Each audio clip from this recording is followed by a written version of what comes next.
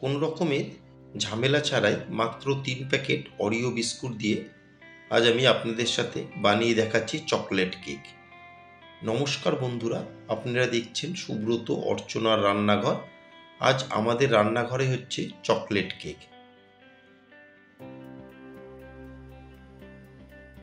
গ্যাসের ওভেনেই আজ আমি চকলেট কেক বানিয়ে আপনাদের সাথে শেয়ার করতে যাচ্ছি। আসুন দেখে নেওয়া যাক আমি কি করে এই চকলেট কেক বানিয়ে নিচ্ছি। চকলেট কেক বানিয়ে নেওয়ার জন্য আমি এখানে 10 টাকা দামের 3 প্যাকেট নিয়েছি অরিও বিস্কুট। বিস্কুটের মাঝখান থেকে এভাবে আমি একটু আলাদা করে দেবো। এবার বিস্কুটের ক্রিমটাকে আমি বের করে নেব। ক্রিমটা আমি ব্যবহার করছি না, এইভাবে পুরো বিস্কুটের থেকে আমি ক্রিমটাকে বের করে আলাদা করে নেব।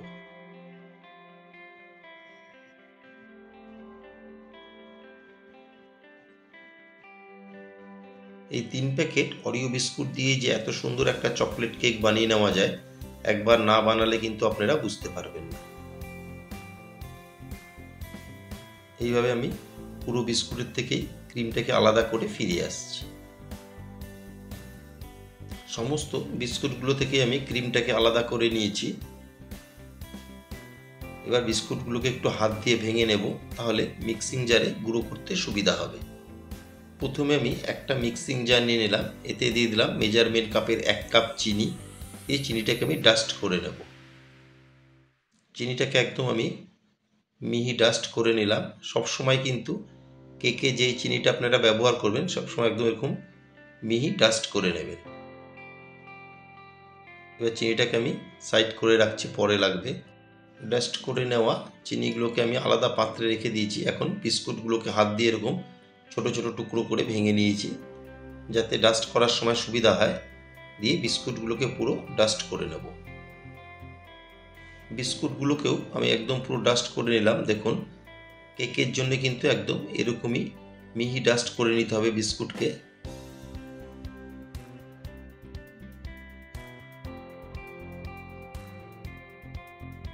আমার একবারে হয়নি, আমি 2 বারে বিস্কুটটাকে পুরো ডাস্ট করে নেব।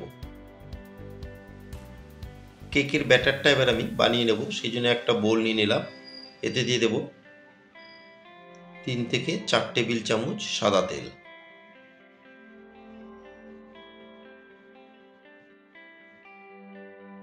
চার টেবিল চামচ দিয়ে দিলাম সাদা তেল। আর আমি যে চিনির যে ডাস্টটা বানিয়েছিলাম সেই ডাস্টটা আমি দিয়ে দিচ্ছি বড় টেবিল চামচের 3 টেবিল চামচ। পুরো ডাস্টটা আমার লাগবে না। দিয়ে এবার তেলের সাথে চিনির ডাস্টকে খুব ভালো মতন মিশিয়ে নেব।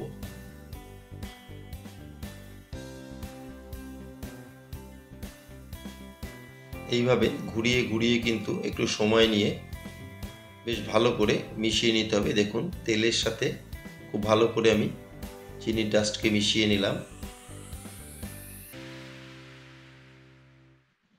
প্রথম দিকে কিন্তু একটু চিনি দেওয়ার পরে তলা বেঁধে যাবে, তারপরে ঘোরাতে ঘোরাতে দেখবেন যখন চিনিটা একটু মেল্ট হয়ে যাবে তখন আস্তে আস্তে একটা লিকুইড ফর্মে চলে আসবে।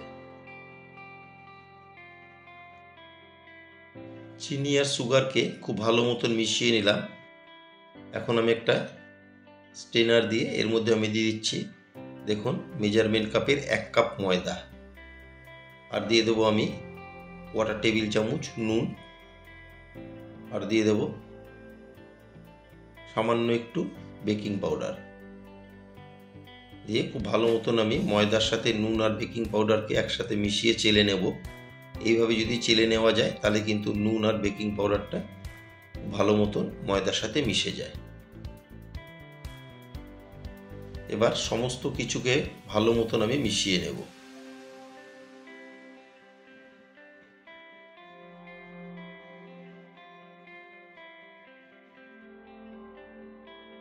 ভালো মতন মিশিয়ে এখন আমি এতে দিয়ে দিচ্ছি আমি যে বিস্কুটটাকে ডাস্ট করে রেখেছিলাম সেই ডাস্ট করে নেওয়া বিস্কুট। দিয়ে বিস্কুটের ডাস্টকেও ভালো মতন আমি মিশিয়ে নেব। ময়দা, সুগার সব একসাথে ভালো মতন মিশিয়ে নিতে হবে।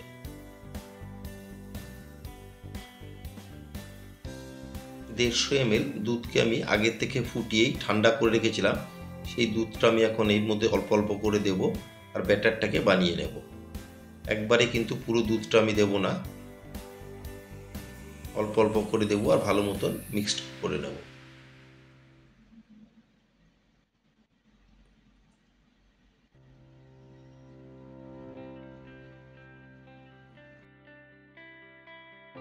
আর আমার নতুন বন্ধুদের কাছে রিকোয়েস্ট, যারা আমার চ্যানেলটি এখনও সাবস্ক্রাইব করেননি তারা অবশ্যই সাবস্ক্রাইব করে আমার পাশে থাকবেন আর পাশে থাকা বেল আইকনটি প্রেস করে রাখবেন।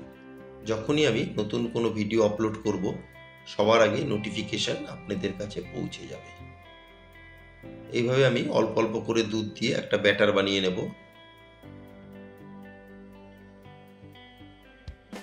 এই মিক্সিংটা কিন্তু খুব ভালো মতন করে নিতে হবে।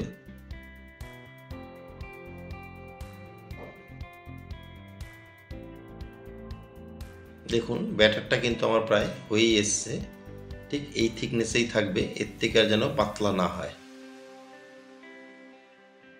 আপনারা হয়তো দেখে বুঝতেই পারছেন।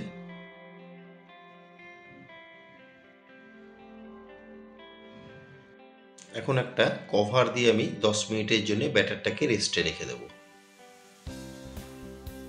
10 মিনিট আমি ব্যাটারটাকে রেস্টে রেখে দিয়েছিলাম। 10 মিনিট পর ফিরে এলাম। এখন এখানে এক প্যাকেট আমি নিয়েছি ইনো, সেই ইনোটা আমি পুরো দিয়ে দেব। দিয়ে এবার ইনোটাকে খুব ভালো মতন আমি ব্যাটারের সাথে মিশিয়ে নেব, একবার ক্লকওয়াইজ একবার অ্যান্টি ক্লকওয়াইজ। এইভাবে ইনোটাকে ভালো মতন ব্যাটারের সাথে মিশিয়ে নিলাম।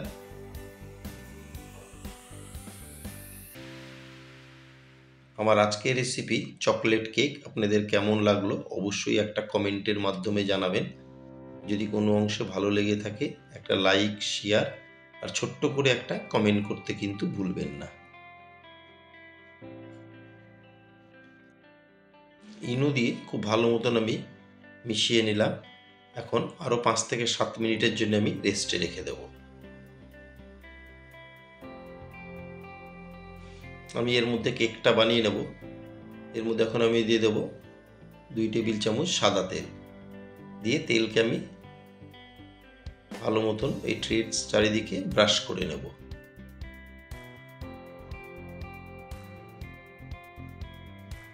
এইভাবে কিন্তু অবশ্যই তেলটা ব্রাশ করে নেবেন, নইলে কেক হওয়ার পরে উঠানোর সময় মুশকিল হবে।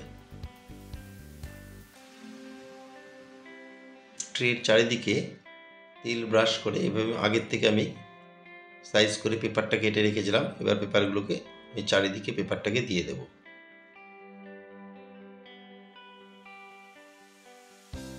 ট্রের চারপাশে আমি পেপার লাগিয়ে নিলাম। এখন আমি যে ব্যাটারটা বানিয়ে রেখেছিলাম ব্যাটারটাকে এর উপর দিয়ে দেব। পুরো ব্যাটারটাকে আমি দিয়ে দিচ্ছি।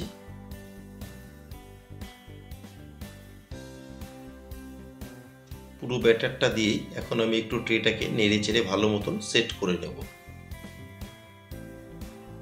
চারিদিকে একটু নেড়ে চেড়ে সেট করে নিলাম। ভালো মতন ব্যাটারটাকে সেট করে এখন আমি উপর থেকে কিছুটা ড্রাই ফ্রুটস দিয়ে দিচ্ছি। আমি এখানে দিয়ে দিচ্ছি কাজু, কিশমিশ আর মগজ। আপনারা চাইলে কিন্তু উপর থেকে কিছুটা টুটি ফুটিও দিতে পারেন।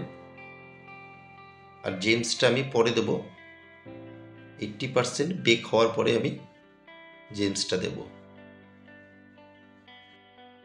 একটা বড় পাত্রে আমি কিছুটা বালু দিয়ে একটা কভার দিয়ে আগে আমি বালুটাকে প্রিহিট করে নেব।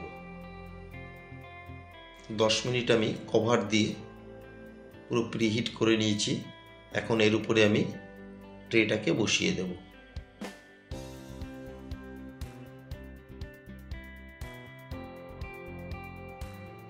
দিয়ে উপর থেকে কভার দিয়ে আমি 40 মিনিট এভাবে কভার দিয়ে আমি বেক করে নেব। 40 মিনিট পর আমি ফিরে এলাম।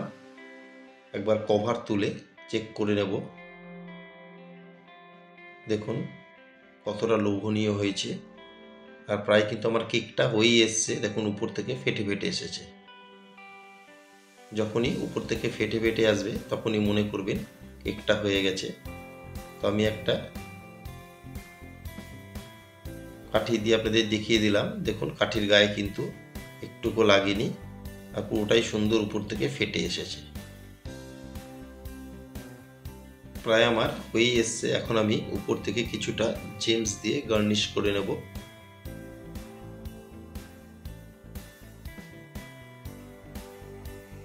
এই জেমসটা পুরোটাই অপশনাল, এটা আপনারা না চাইলে নাও দিতে পারেন।